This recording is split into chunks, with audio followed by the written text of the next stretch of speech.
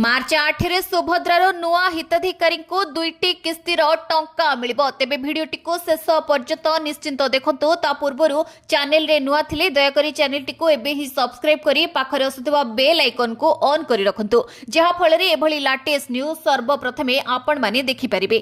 उपमुख्यमंत्री प्रभाती परिडा शनिवार बड़ घोषणा करछथि। घोषणा अनुसार नुआ हिताधिकारी को मार्च 8 रे महिला दिवस रे सुभद्रा टंका मिलिबो। एथि पई आजिठो आवेदन करि परिबे नुआ हिताधिकारी। आजिठू मासे पर्यंत सुभद्रा पोर्टाल रे आवेदन करि परिबे।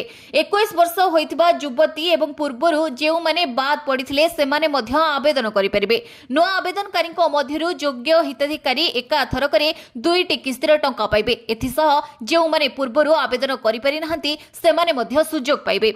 निर्वाचन आचरण विधि लागू होइतिबा नुआपड़ा जिल्ला को बाद देले अन्य समस्त अंचलर महिला आवेदन करि परिबे बोली उपमुख्यमंत्री प्रभाती परिडा कहिसथि। निकटस्थ आम सेवा केन्द्र किंबा जनसेवा केन्द्र रे मध्य देय मुक्त भावे पंजीकरण करि परिबे। एथि निमंते निजर आधार नंबर और आधार सह लिंक थिबा मोबाइल नंबर प्रदान करबाको हेबो।